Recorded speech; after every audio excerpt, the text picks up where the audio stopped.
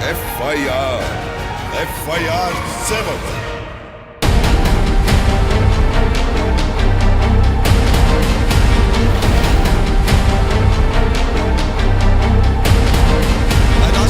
FI7 की team मौजूद है कराची के इलाके सफूरा गोट में।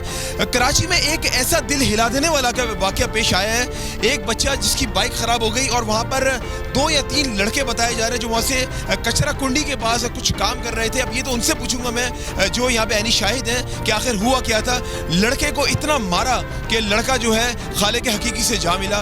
अभी मैं उस बच्चे के घर के बाहर मौजूद हूँ। अभी मैं अंदर जा रहा हूँ, उसके वालिदैन से मिलने की कोशिश करूँगा, उसके भाइयों से मिलने की कोशिश करूँगा, इलाका मकीन से मिलने की कोशिश करूंगा। उसके साथ साथ जो ऐनी शाहिद है जिनके सामने ये वाकया दर्दनाक वाकया पेश आया उनसे भी मैं जानने की कोशिश करूंगा कि आखिर हुआ क्या था। आप लोग रहिए मेरे साथ FI7।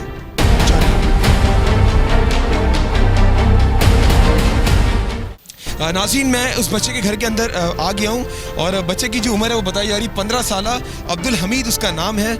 और अफसोस क्या कहना पड़ रहा है कि आखिर क्या वाकई हम लोग क्या शहर कराची में रहते हैं, क्या हम लोग दोबारा से उस माजी में चले गए जहाँ पे छोटी सी बात पे जो कत्लो गारत शुरू हो जाती थी। आइए मैं उस बच्चे के वालिद से आपको मिलवाने जा रहा हूँ। अस्सलाम वालेकुम। भाई मेरा बच्चा 14 साल का है। इतना पत्थरों से मारा, इतना मारा, उसका हमारे हक चाहिए। इसके पूरा अल्लाह ताला की तरफ से, वज़ीर आला की तरफ से, मीडिया की तरफ से इसके पूरा सज़ा दो। हमारे दूसरा कोई मतलब नहीं है, इसके सज़ा आ जाए। अच्छा, हुआ क्या था बेसिकली? इसलिए ये हमारे पास आया चीज़ लेने, समझा, चीज़ खरीदा। उसके पास साइकिल मोटर उसके अफगानियों के पास ये बेटे गाली दिया। उससे बोला गाली नहीं दो, उस देरी नहीं किया, जालम पत्थर इधर मार दिया, बच्चा उधर ही गिर गया। अच्छा, चीज़ लेने के लिए बाहर गया था, टाइम वक्त क्या था? चौकीदारी करता हूँ। अच्छा, आप उधर चौकीदारी करते हैं? सही, मतलब आपके थोड़ा सा करीब हुआ ही। हाँ, मेरे से इतना दूर हुआ कि वो इधर ये बंगला है। अच्छा, और वो जो वहाँ पे जो जिन्होंने मारा है वो कौन लोग थे? वो पता अफगानी हुआ, 3 अफगानी। अच्छा, तीन अफगानी थे। हाँ। तो वहाँ पे क्या कचरा कुंडी में काम कर रहे थे वो? हाँ, उधर कम किए हैं वो, नहीं बंगलों में, आर्स के बंगलों में कम करते हैं। चले, इनकी थोड़ी सी ज़बान का भी प्रॉब्लम है और इनसे मैं बात करता हूँ। इनके यहाँ पे कज़न मौजूद हैं और उनसे डिटेल में पूछने की कोशिश करता हूँ। अस्सलाम वालेकुम। वालेकुम सलाम। जनाब, मुझे ये बताएं कि अभी बच्चे के वालिद से मैंने बात की और ऑब्वियसली उनको थोड़ा सा उर्दू का इशू है, तो थोड़ा डिटेल में बताएं कि बच्चा क्या वक्त क्या था, बच्चा कहाँ जा रहा था, बच्चा साइकिल पे था, बच्चा मोटरसाइकिल पे था, हुआ क्या था? ये तकरीबन 10 साढ़े 10 बजे का टाइम है। बच्चा जो है वो कुछ चीज़ लेने के लिए अपने वालिद साहब की तरफ गए हैं और रास्ते में जो है वो ये कचरा जो है उठाते हैं घरों से। ये अफ़गानी है जो कचरा जो है वो कॉन्ट्रैक्ट उनका होता है प्रोजेक्ट से, और वो कचरा वहाँ प्रोजेक्ट से उठाते हैं। तो वहाँ जो है ये जा रहे थे और इनको उन्होंने गाली दी इसको कि रास्ते से हट जाएं। तो इससे कहा कि भाई रास्ता तो है, साफ़ है, आप जाएं। तो उस पर जो है उसका जो लोग हैं वो उतरे और उन्होंने जिसको मारना शुरू किया। तो मारने के बाद जो है वो दूसरा जो बंदा है वो वहाँ से उतरा है और उसने पत्थर उठाया और वो पत्थर जो है उसको पूरा जो है ये पेट में आके लगाया, पेट में मारा उसको। पत्थर मारने के बाद जो है उसको लाते हैं जो है वो पेट में मारे। उसके बाद जो है वो ये आ गए थे, वालिद साहब इनके पहुँचे वहाँ, तो वो वहाँ से निकल के जब भाग गए थे, इनके वालिद साहब उनको लेकर आए आगे तक। उस वक्त थोड़ा सा उन्होंने बात की, उन्होंने बताया अपने वालिद साहब को कि ये मेरे साथ जो है मामला हुआ है। वालिद साहब ने देखा भी इनको कि मारते हुए भी, और तो वो उसके बाद जो है वो जब आगे निकले तो लड़का जो है तकरीबन कोई मेरे ख्याल में कोई थोड़ा सा दूर गए होंगे, लड़का बेहोश हो गया गिरे। उसको वहाँ से उठाया और डाओ हम लेकर गए। तो डाओ में गए तो तकरीबन लड़का जो है बहुत ज़्यादा जो है वो मामला भी ख़राब हो गए थे। डॉक्टर ने बड़ी कोशिश, उसके पत्थर लगा था बेसिकली पसलियों में लगा, पेट में लगा है, पेट में लगा। हाँ जी, जब उन्होंने ऑपरेट किया है, डॉक्टर्स ने वहाँ ऑपरेट किया है बच्चे को, ऑपरेट किया तो उस ऑपरेट में उन्होंने दिखा है कि पेट के अंदर जो है बच्चे की जो लीवर है, जो जिगर है, वो 3 हिस्सों से डैमेज है। और जो स्टमक है, जो मैदा है, मैदे को जो है वो जो उसकी अगली वाली जो होती है पर्दा होता है वो जो है फट गया है और तिली जो है वो फट गई थी और वो ऐसी चूरा हुई कि वो उनको काट के उसको निकालना पड़ा और पेट में जो है वो ज़ख़म हो गए थे। 3 बंदों ने मिलके मारा? 3 लोगों ने मिलके मारा है। उम्रें क्या थी? उनकी उम्रें तकरीबन जो है 24 से 28 साल और 30 साल की उम्र है। और एक तो बहुत बड़ा है, एक तो उनके तो मतलब वो 2 बेटे हैं उनके, और वालिद जो है वो तो मेरे ख्याल में 45 और 50 तक हैं, कि 45 और उन्होंने भी मिलके साथ मारा। सब ने मिल के जो है अच्छा, वो वालिद थे और दोनों बेटे साथ थे। जी बिल्कुल साथ थे। और वो कचरा चुनते हैं तो जो मारा है वो सब मतलब ये दरिंदगी की जो मिसाल है ना, मतलब मैंने तो वहाँ देखा है, मतलब आप एक बच्चे को मार रहे हैं, जो सूरत हाल हमने वहाँ देखी है, जो हॉस्पिटल में जो डॉक्टर्स हैं वो डॉक्टर्स हैरान थे कि यार इस एक बच्चे को जो है ना आप इसे बेदर्दी से मारा है कि उसके पूरे जिस्म के जो हिस्से हैं वो उन्होंने कुचल के रख दिए हैं।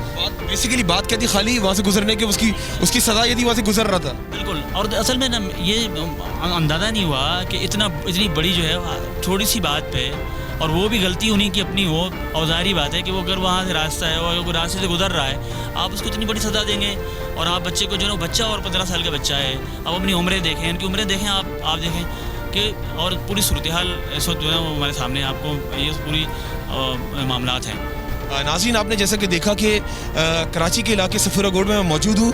ये कोई खेत का मसला नहीं है, ये कोई ज़मीनी तनाज़ा नहीं है, ये कोई जायदाद का बंटवारा नहीं है। एक जस्ट उस बच्चे से ये हुआ कि उस बच्चे ने वहाँ से गुज़र रहा था और हल्की सी बात पर जो है इनके बकौल इनके कहा जा रहा है कि बाप और बेटे ने मिलकर 15 साल बच्चे को जो इतना मारा, वो पत्थर इतनी ज़ोर का जाके लगा उसके पसलियों में, उसके पेट में, कि जिस तरह बताया गया कि डॉक्टर्स ने भी कहा कि जब ऑपरेशन कर रहे थे बच्चा जो है वो बर्दाश्त नहीं कर सका, उसको मारा इतनी शिद्दत से।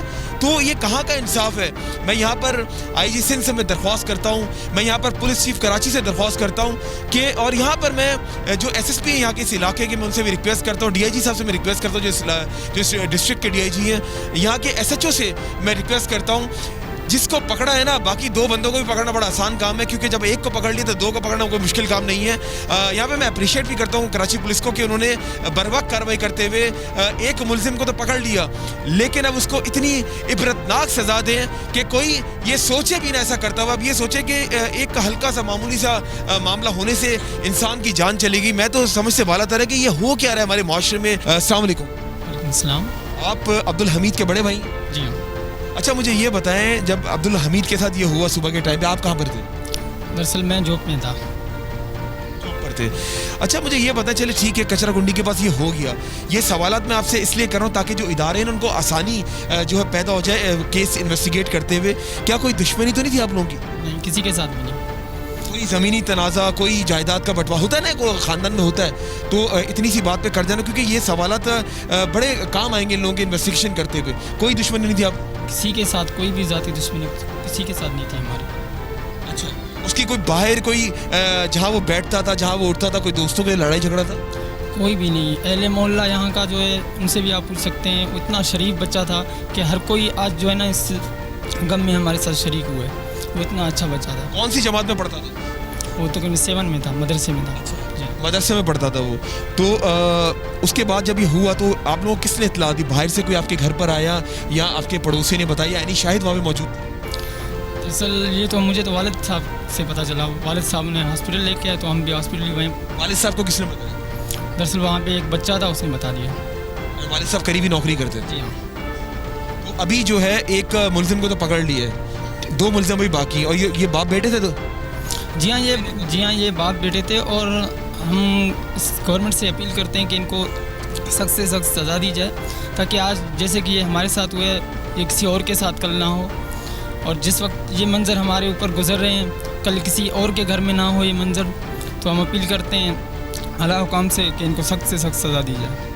नाज़रीन, मैं हमेशा अपने प्रोग्राम्स में ये बात करता हूँ कि आज इनके साथ हुआ, कल उनके साथ ना हो, किसी और के साथ। आखिर कब तक मैं भी अल्फाज जो है इस्तेमाल करता रहूँगा बार बार? मुझे ख़ुद समटाइम्स जो है वाकई एक मैं भी सोच में पड़ जाता हूँ कि हमेशा मैं यही कह रहा होता हूँ, लेकिन हमेशा दोबारा इस तरह के वाक़यात कराची के अंदर रोनुमा हो रहे होते हैं। और यहाँ पे काफ़ी सारे लोग मुझे नज़र आ रहे हैं जो अब्दुल हमीद से प्यार करते, उसके चाहने वाले थे, उसके रिश्तेदार थे, उसके दोस्त भी यहाँ पे मौजूद हैं, उसके भाई भी यहाँ पे मौजूद हैं, सारे लोग यहाँ पे मौजूद हैं। लेकिन मैं यही कहूँगा दोबारा से कि उसको इंसाफ मिलना चाहिए।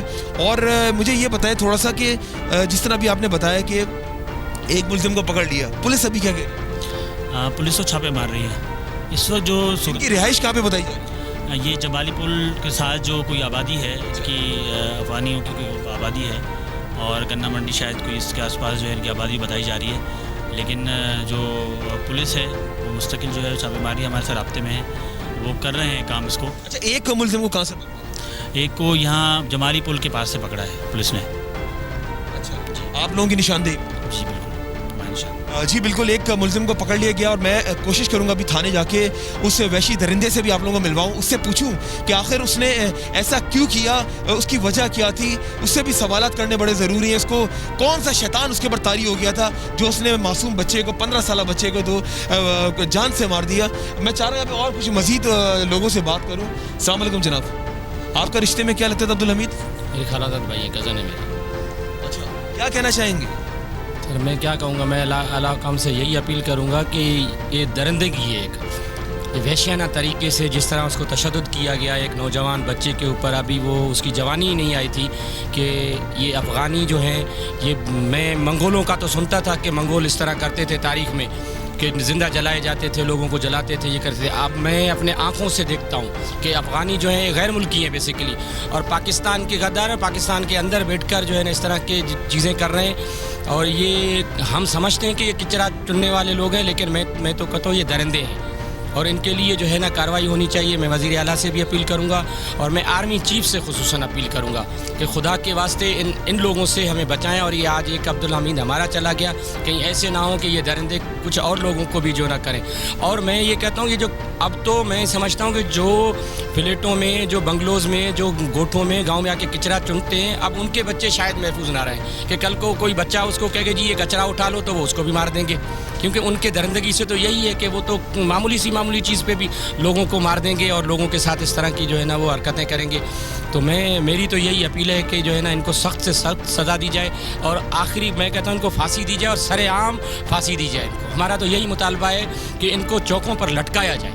आप क्या समझते हैं कि इतनी सी बात पे किसी की जान ले लेना, कोई बात भी मुझे कोई ऐसी ख़ास बात नज़र नहीं आ रही, और ना जिस तरह भी इनके भाई ने कहा, और कि कोई दुश्मनी भी इतनी ज़ाती, इतनी सी बात पे लोगों में क्या समझते हैं कि बर्दाश्त की कुव्वत कम हो गई है?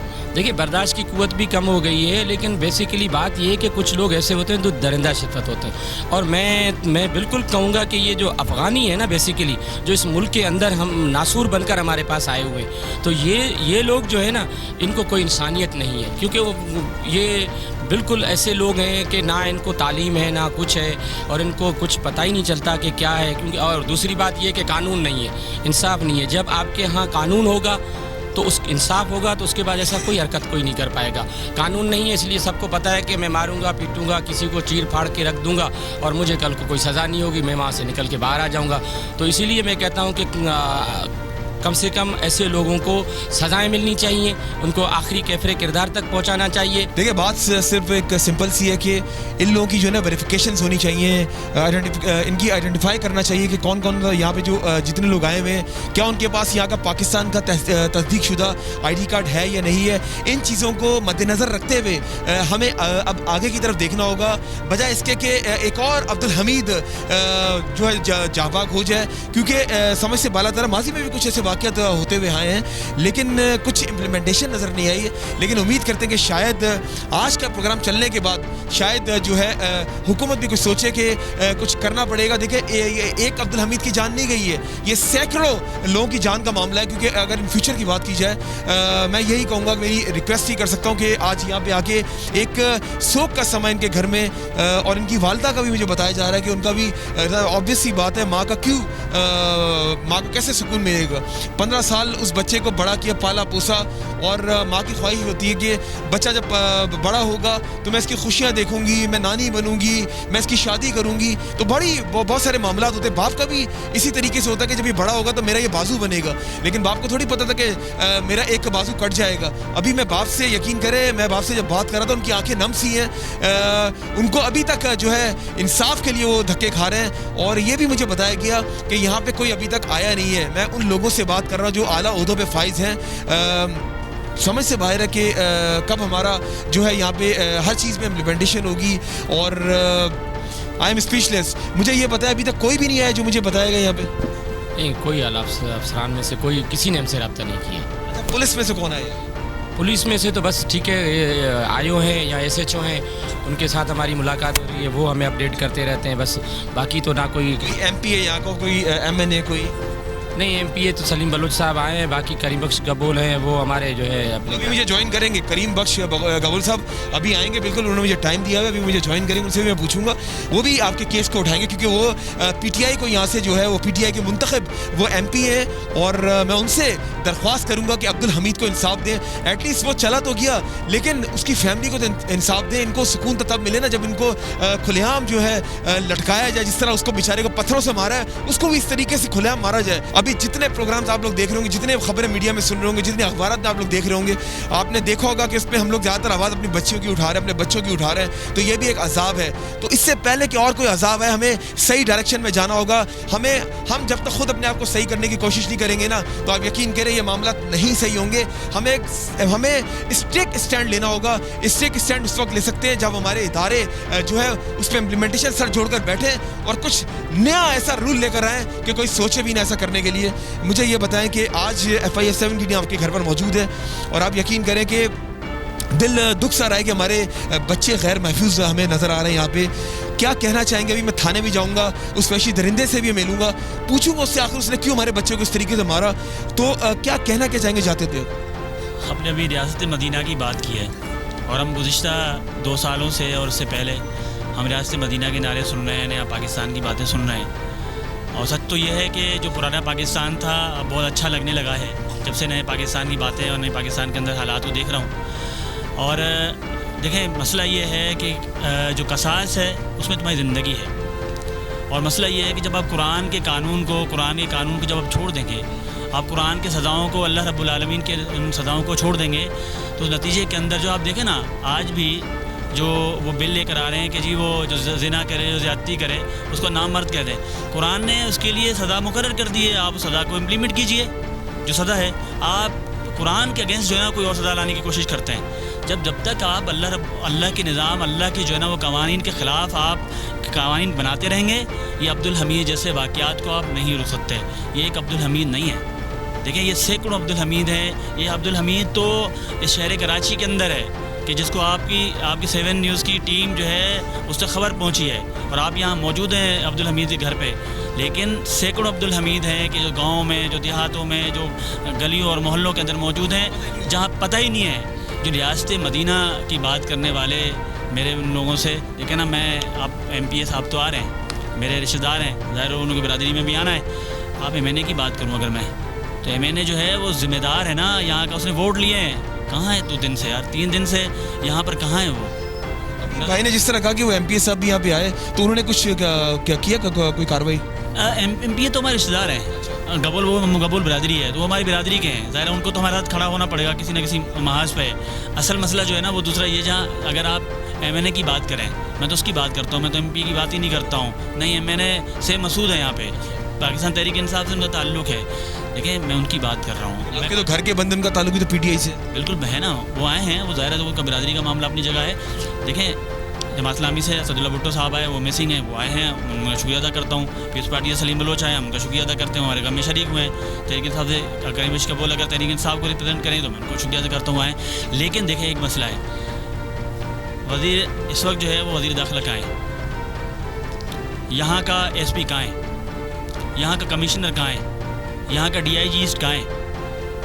मसला तो ये है। चीफ पुलिस का चीफ कहाँ है? मर्डर हुआ है ना, ज़्यादती हुई है, जुल्म हुआ है। एक बच्चा कि जिसका कोई कसूर नहीं है, वो सरेआम जो है वो सरेराह चलते हुए मार दिया गया, कत्ल कर दिया गया।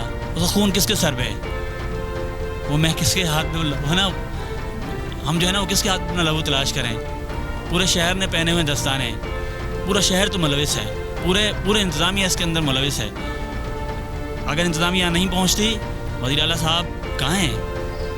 वज़ीर आला साहब जो है ना क्रिकेट खेलने के लिए निकलते हैं ना गली मोहल्लों में, हम देखते हैं वज़ीर आला साहब इतने बड़े बूट पहनते हैं और शहर के अंदर जो है वो निकलते हैं और निकलने के बाद जो है ना वो बारिशों के दौरे करते हैं। आज कहाँ है वज़ीर आला साहब? देखें, जब तक ये रियासत जो है आप उसको मदीने का नाम दे के फ्रॉड जब तक करते रहेंगे, ये वाक़यात होते रहेंगे। अल्लाह के कानून को नाफिज़ कीजिए, इस शहर को तहफ़्फ़ुज़ की ज़रूरत है। बिल्कुल, इस शहर को तहफ़्फ़ुज़ की भी ज़रूरत है और साथ साथ इदारों को भी सही डायरेक्शन में जाना होगा और जिस तरह मैंने पहले कहा कि सख्त से सख्त सज़ा देने की सख्त ज़रूरत है। और इन भाई की एक बात मुझे बहुत अच्छी लगी कि जो अल्लाह के बनाए हुए जो एक अल्लाह ने जो सज़ा के बारे में जो कुरान पाक में जो बोला गया है, अगर उसके मुताबिक जो है सज़ाएँ देना शुरू कर दें तो वाकई मैं भी यही समझता हूँ, ये तीर के तुक्के की तरह ये जो जितने लोग ये समझते हैं अपने आप को, ये सब तीर के तुक्के की तरह सही हो जाएंगे। अगर हम लोग उसके बरक्स चलेंगे तो हम लोग इसी तरीके से धक्के खाते रहेंगे। जिस तरह भी इन्होंने और भी केसेस की बात की तो वाकई बात तो फैक्ट है कि हमारे यहाँ जो सज़ाओं का जो है बच के बाहर आ जाते हैं और कोई मुश्किल काम नहीं है। अभी आप देख लें, अभी ये मुलजिम तो पकड़ लिए लेकिन अभी तक 3 दिन गुजर गए, 2 बंदे अभी भी पीछे लगे हुए कि इनको पकड़ना है और पुलिस वाले भी इसमें कोशिश कर रहे हैं। लेकिन अभी देखते हैं मजीद केस को क्या दफ़ा लगाई। अभी मैं थाने जाऊँगा, वहाँ से देखूँगा क्या दफ़ाएँ लगाई पुलिस ने। और उसके बाद क्योंकि ऐसा होता भी है ना कि कत्ल करने के बाद मुलजिम भी बाहर घूम रहे होते हैं, तो उल्टे रूल है हमारे मुल्क में। अगर ये शुरू से, अगर मैं आपको सही बात बताऊं, अगर ग्रास रूट लेवल पे ना अगर हम जाए ना, अगर बेस की बात की जाए ना, अगर बेस ही हमारी सही होती ना तो शायद खुदा की कसम ये हाल नहीं हो रहा था जो आज ये कराची का पाकिस्तान का हाल हो रहा है। हमने ग्रास रूट लेवल को छोड़ दिया। देखिए, जुर्म भी अगर स्टार्ट होता है ना वो ग्रास रूट लेवल से स्टार्ट होता है। हम अगर उसकी साख्त को काट देंगे ना तो उसके बाद जो है ना ऊपर वाला सोचेगा भी नहीं जुर्म करते हुए। जब उसकी साख्त इतनी मजबूत होगी ना तो जुर्म तो ऑटोमेटिकली बढ़ेगा। क्या कहना चाहेंगे भाई, जाते थे? बस मैं इस गवर्नमेंट को अपील करता हूँ कि मेरे भाई के कातिलों को सख्त से सख्त सज़ा दी जाए। और आप कितने भाई बहन हो? हम 4 हैं। 4 भाई। कितने भाई माशाल्लाह? जिनमें से एक फौत हो गया, बकरे हम 3 हैं। 3 भाई, 1 बहन। जी हाँ, 2। अच्छा, अम्मी का, वालदा का क्या हाल है? बस वो तो निढाल हैं साल में कि हम तो उनको देख भी नहीं सकते। उनको देखते ही हमारा जो कलेजा है वो ही फट पड़ता है, इसलिए हम सबसे छोटा था वो? जी हाँ, छोटा था। अल्लाह ताला आपको सब्र दे और उम्मीद करते हैं कि शायद जो है जिस तरीके से एक केस चल रहा है इंशाल्लाह ताला जो है ना इंसाफ आप लोगों को मिलेगा। आप देख सकते हैं नाज़रीन के सबसे छोटा बेटा था और सबसे छोटा जो होता है ना घर में वो लाडला होता है। और यकीन करें कि दुख सा हो रहा है। अभी भाई की आंखों में आपने देखा कि आंसू हैं और अभी ऑब्वियसली इन्होंने अब रोना ही है। अब इनको तब सुकून मिलेगा जब ये जो जिन्होंने मारा है ना कि भाई को वैशी दरिंदों ने, अगर उनको ऐसी सज़ा दी है ना फिर इनको कलेजे को ठंडक मिलेगी, वरना नहीं मिलेगी। क्या कहना चाहेंगे वालिद साहब, आप जाते थे अब्दुल हमीद के बारे में, क्या मैसेज होगा आपका? ये बात कहता हूँ भाई, बहुत ठंडा दिल होएंगे देते इसकी सज़ा आ जाए, बस इसकी सज़ा आ जाए। बस हमारे कोई भी ज़रूरत नहीं है, इसकी सज़ा आ जाए। खुदा का साथ मेरे बेटे हमीद के मारा, कल दूसरे के इतने बेटे मारे, कल 5 साल वाले बच्चों के मारे। हम खुद टीवियों में देते हैं 7 साल के बच्चों से जुल्म है, 3 साल के बच्चों के मारता है, किचरा में फेंकता है। हमारे से तो अभी जुल्म हो गया, हमारे पास कुछ भी नहीं बची है, मैं क्या करूँ? हौसला करें, बर्दाश्त करें, इंशाल्लाह ताला उम्मीद करते हैं कि आपको हक मिलेगा। और जिस तरह आपने देखा कि वालिद साहब ने कहा कि यहाँ पे तो 3 साल बच्चे को मार के कचरा कुंडी में फेंक देते, 5 साल के बच्चे को मार के कचरा कुंडी में फेंक देते हैं। और वाकई ये हम लोग देखते हुए आ रहे हैं, काफ़ी महीनों से ये सिलसिला जारी हो सारी है कि कोई रोकथाम ही नहीं हो रही है। कहीं ना कहीं कोई ना कोई कमी तो है जिसकी वजह से इसकी रोकथाम नहीं हो रही है। और अभी मैं जा रहा हूँ थाने, वहाँ से मैं आपको ज्वाइन करता हूँ और उस मुलजिम से भी, उस वहशी दरिंदे से भी मैं कुछ सवालात उससे पूछूंगा कि वो आखिर उसने क्यों हमारे बच्चे को इस तरीके से मारा है। और भी बहुत सारे सवाल होंगे और कोशिश करूंगा कि वहाँ के जो इलाके के जो SHO हैं, सचल थाने में मैं जा रहा हूँ और जो SHO है हारून कुरैशी साहब, उनसे भी मैं पूछूंगा क्योंकि देखिए उन्होंने तो मुलजिम को पकड़ा, उनको तो अप्रिशिएट करना चाहिए क्योंकि उनका तो किरदार अच्छा नज़र आया है। उन्होंने ऑन द स्पॉट बर्बक कार्रवाई करते हुए उसको जिस तरह भाई ने बताया उस इलाके से पकड़ कर लेकर आए। जब एक को पकड़ लिए तो 2 को पकड़ना बहुत आसानी हो जाएगी उनको। आप लोग रहिए नाज़रीन मेरे साथ FIR 7।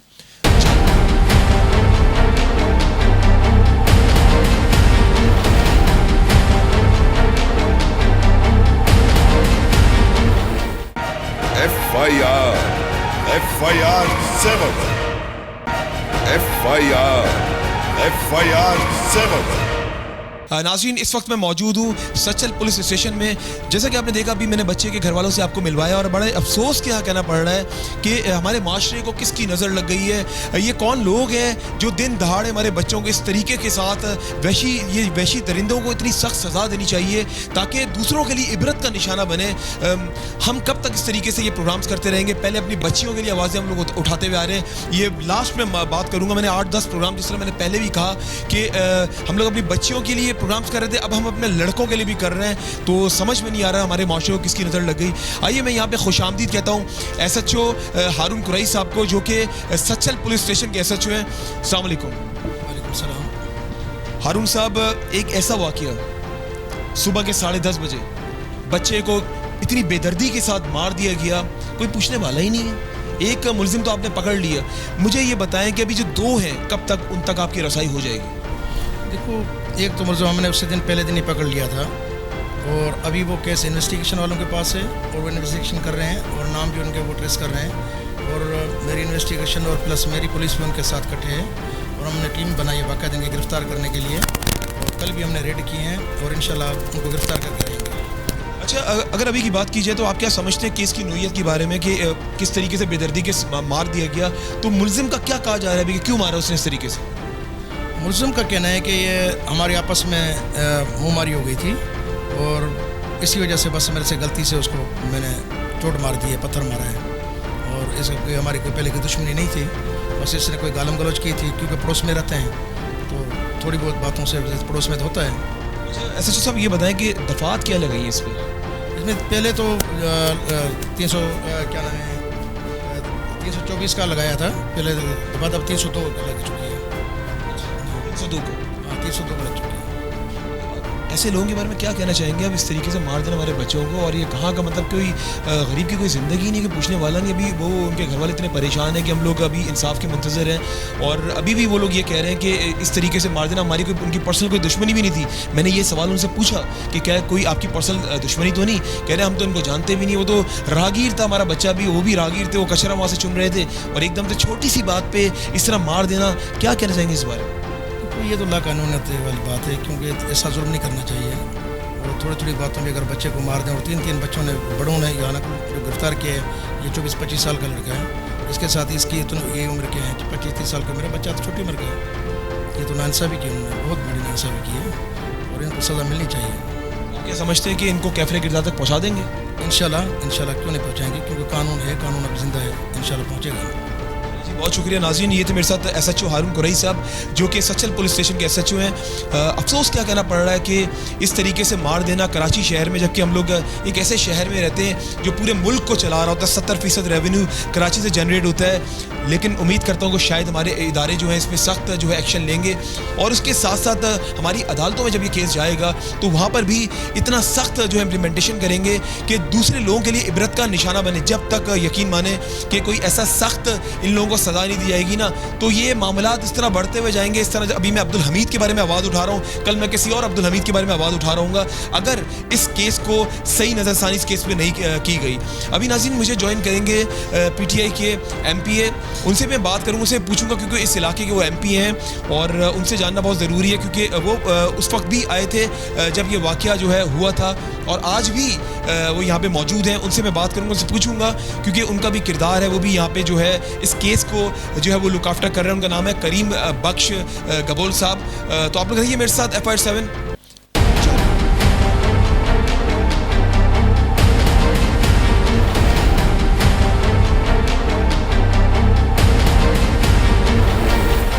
नाज़रीन, इस वक्त मुझे ज्वाइन किया है करीम बख्श कबूल साहब ने, जो कि MP हैं इस इलाके के। आइए उनको मैं खुशामदीद कहता हूँ, उनसे पूछता हूँ कि वो इस केस को किस तरीके से देखते हैं और किस तरीके से लेकर चल रहे हैं। अस्सलाम वालेकुम कबूल साहब, एक ऐसा वाक़या कराची के अंदर हो गया, दिन दहाड़े सुबह के 10:30 बजे बच्चे को ऐसे मारा जिस तरह बकरा ज़िबा करते ना, उस तरीके से बच्चे को मारा है। यकीन करें कि फैमिली का, आप खुद भी उनके घर पे गए, आपने देखा किस तरह शोक का समय है, क्या कहना चाहेंगे? बिस्मिल्लाहिर्रहमानिर्रहीम। देखिए, ये जो कराची के अंदर आजकल जो वाक़यात हो रहे हैं, ये तो आज पहला वाक़या नहीं है कि पहला वाक़या हुआ, इससे बहुत सारे पहले जो है वो इस तरह के वाक़यात हो चुके हैं, रेपिस्ट के वाक़यात हो रहे हैं। मेरे हल्के के अंदर एक सुपरावे के पल्ले सर पर गोल होम्स, उसमें ऐसा एक वाक़या हुआ था, जिसमें हमने बड़ी कोशिश करके जो है वो उस बच्ची को रिकवर करवाया, तो वो भी अफ़गानी निकले थे।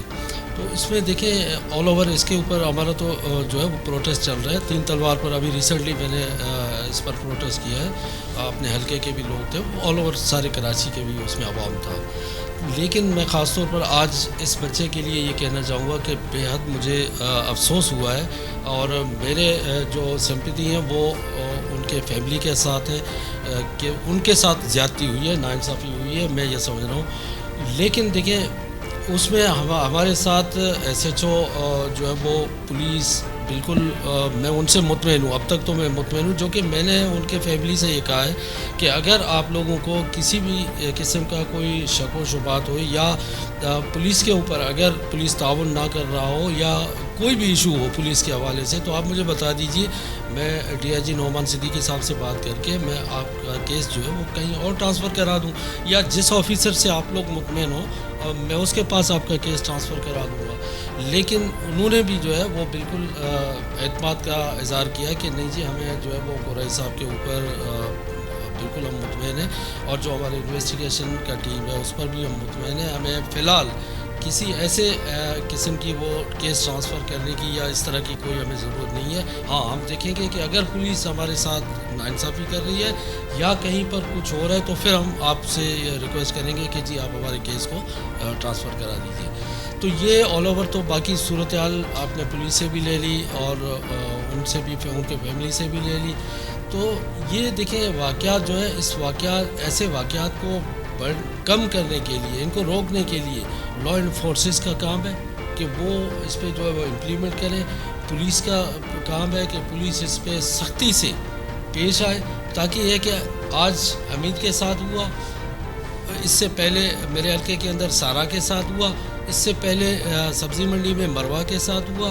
तो ये हमारी इन्फोर्समेंट एजेंसी जो है उनकी मैं समझता हूँ कि नाअहली है, और जब तक ये नाअहली चलती रहेगी तब तक इस तरह के वाक़यात जो है वो रोज़ बरोज़ बढ़ते जाएंगे, कम नहीं होंगे।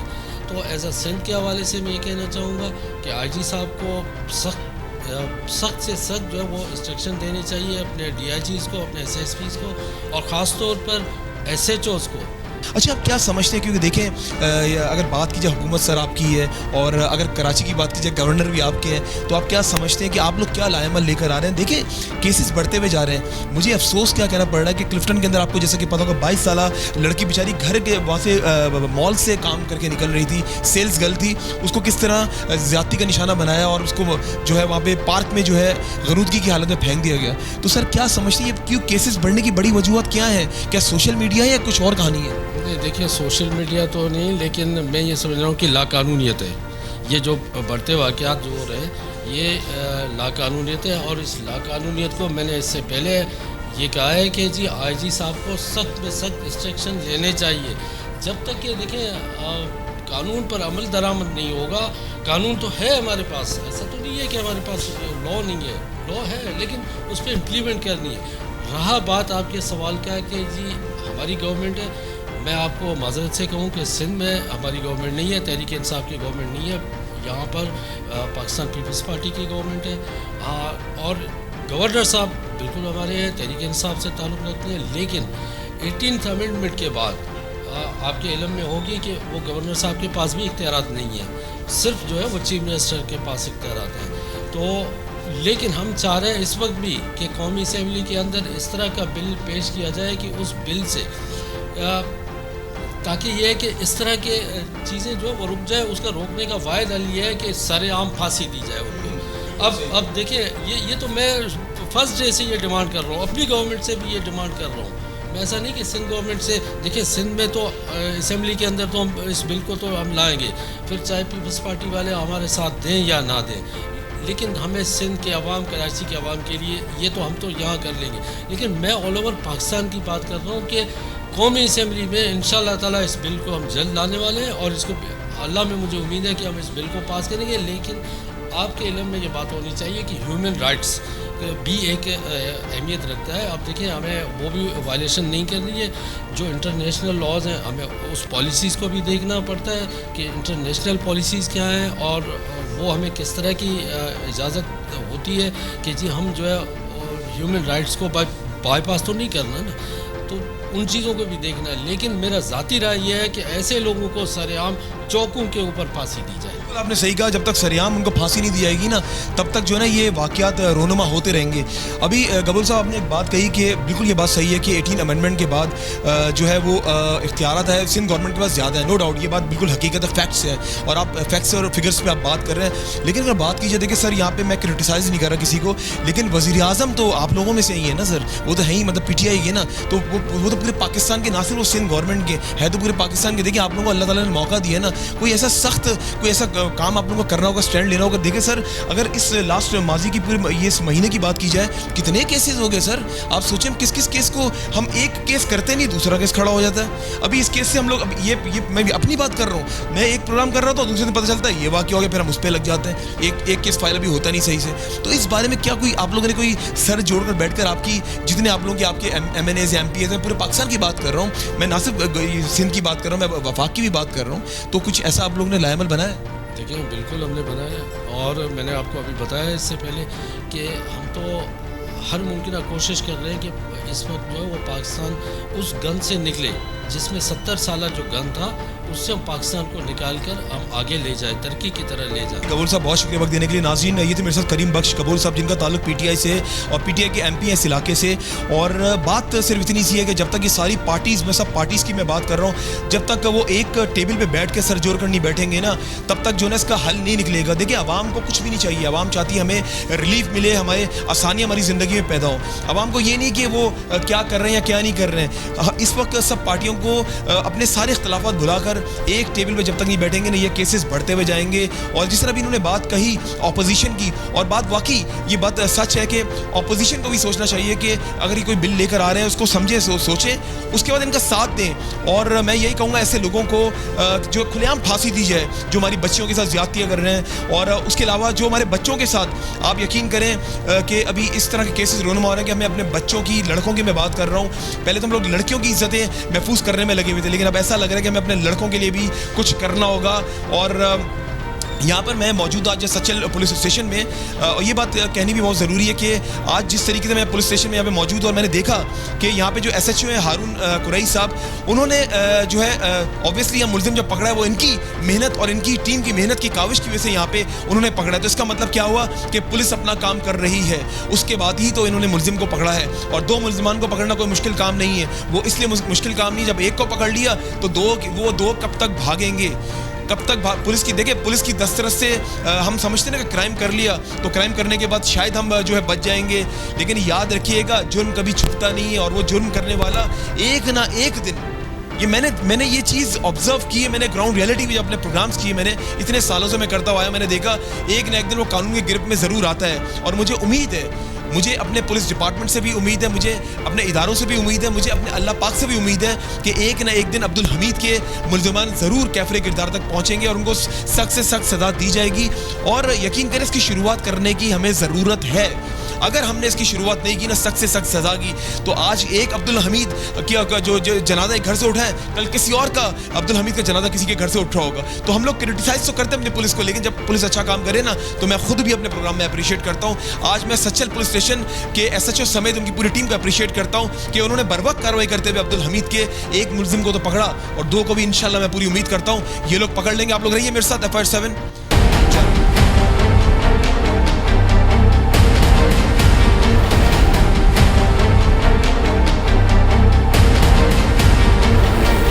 इस वक्त मैं मौजूद हूँ इन्वेस्टिगेशन ऑफिसर सिकंदर अली साहब के साथ, जो कि इस केस को जो लुक आफ्टर कर रहे हैं, इस केस को आगे लेकर चल रहे हैं, और उम्मीद करते हैं वो हक और सच का साथ देंगे। सिकंदर साहब, thank you so much for your time. Sikandar साहब, मुझे ये बताएं कि मुल्जिम हमारे साथ जो है मौजूद है, और बड़े अफसोस का कहना पड़ रहा है कि इसने बच्चे को जो मारा है, तो ये केस कहाँ तक अभी पहुँचे? सर, ये जो मुकदमा दर्ज हुआ है 21/9 को, ये वकूआ है 10:30 का वकूआ है। FIR दर्ज हुई, उसके बाद जो मैंने तफ्तीश शुरू की तो पता चला कि इन्होंने, मुल्जिम ने अपने दीगर साथियों के साथ मिलकर मुल्जिम को लातों, मुक्कों से और पत्थर से मारा है, जो उसको पेट में लगे थे। तो मैं गया था, मुझे पता चला कि जो मजरूब था वो डाउ हॉस्पिटल कराची में एडमिट था। मैं वहाँ गया तो मुझे पता चला कि उसका ऑपरेशन हो चुका है और वो वेंटिलेटर पर हॉस्पिटल में एडमिट है। तो मैं वहाँ से वापस आया, मैंने मुल्ज़मान की तलाश जारी रखी। उसके बाद रात को मुझे फ़ोन आया कि जो मजरूब है उसका इंतकाल हो गया है। तो मैं वहाँ हॉस्पिटल गया, वहाँ से मैंने जो भी कार्रवाई थी 174 की वो जाके जना अस्पताल से मैंने पोस्टमार्टम कराया। पोस्टमार्टम कराने के बाद मैंने जो है मुतवफ़ी की जो नाश थी वो मैंने उसके वर्षा के हवाले की। उसके बाद फिर 22 तारीख को मैंने मुलजिम की तलाश की और मैंने इस केस का नामजद मुलजिम नेमतुल्लाह सनाफ अब्दुल्ला को गिरफ़्तार किया। कहाँ से गिरफ्तार किया? मैंने इसको जमाली पुल के पास गिरफ़्तार किया था शाम को 6 बजे। इसकी इत्तला?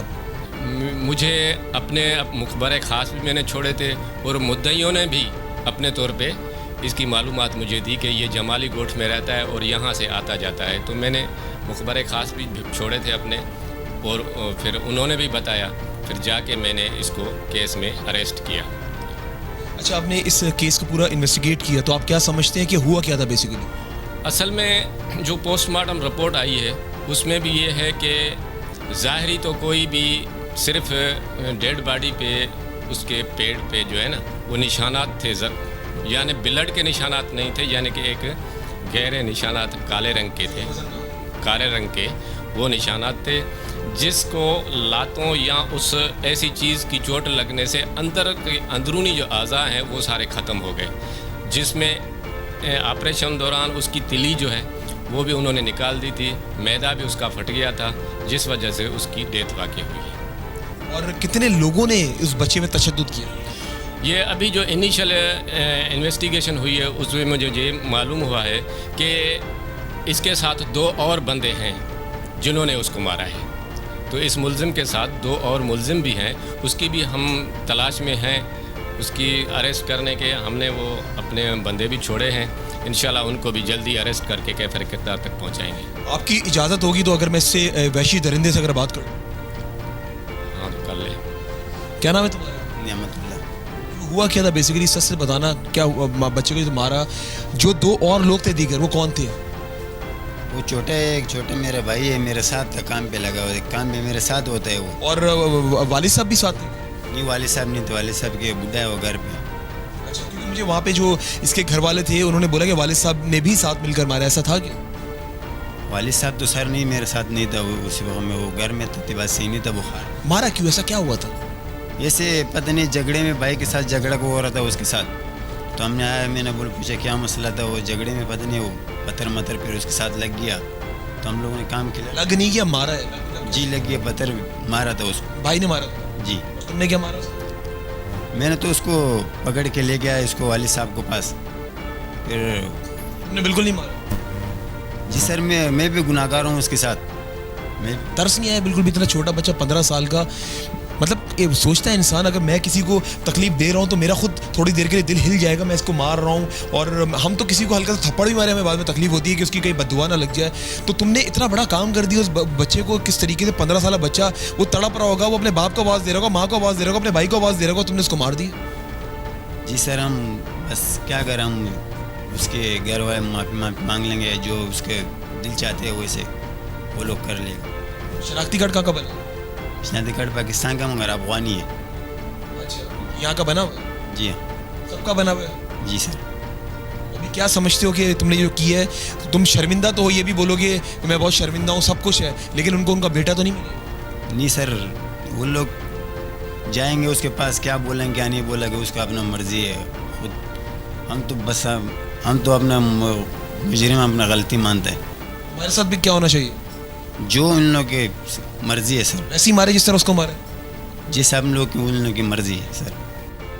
सिकंदर साहब, देख सकते हैं आप, उसने ऑब्वियसली आपने इन्वेस्टिगेट किया है और सब कुछ मान भी लिया है कि मैंने किया है, लेकिन बात पता क्या, देखिए इस माशरे से, इस नासूर को ख़त्म करने के लिए जो ये दिन ब दिन फैलता हुआ जा रहा है, जब तक सख्त कोई चीज़ हम अमल नहीं लेकर आएंगे, अमल दरामद नहीं करेंगे, तो उस वक्त तक ये इस तरह का सिलसिला जारी और सारी रहेगा। हम आज अब्दुल हमीद की आवाज़ उठा रहे हैं, कल को अल्लाह माफ़ करे किसी और की हम लोग अल्लाह रहम कर उठा रहे होंगे आवाज़। तो अब क्या समझते हैं इसके लिए, क्या अभी आपने जिस तरह इन्वेस्टिगेट करें, आगे ये कोर्ट में मैटर जाएगा, उसके बाद इसको ये दोबारा बाहर आ जाएगा? बात यह है कि केस तो अभी अंडर इन्वेस्टिगेशन है। हम अपने इन्वेस्टिगेशन के हिसाब से हम ये कोशिश करेंगे कि ऐसे मुलजमान को हम अदालतों से सख्त सज़ा दिलाएं, कड़ी से कड़ी सज़ा दिलाएं, ताकि आइंदा माशरे में लोगों को पता चले कि ऐसा कोई भी वक़ुआ, ऐसा कोई जो जुर्म किया जाएगा तो उसको ऐसी सज़ा दी जाएगी। तो इंशाल्लाह हम इस केस को जो है ना अपने कैफर किरदार तक पहुँचाएँगे, इसको कड़ी सज़ा दिलवाएँगे। और जो बाकी जो जिसकी बात कर रहा है कि उसके साथ मिलकर मारा, उसको कब तक पकड़ लेंगे? क्या आप समझते हैं क्योंकि आपने जब इसको पकड़ लिया तो उस तक पहुंचना कोई मुश्किल काम नहीं है, तो एक आध दिन में पकड़ लेंगे? इंशाल्लाह हमारी मुलजिम से जो है इंटेरोगेशन भी हो रही है, तो वो जहाँ भी कहीं भी हैं तो इंशाल्लाह हम उनको 1-2 दिन के अंदर अंदर इंशाल्लाह हम अरेस्ट कर लेंगे।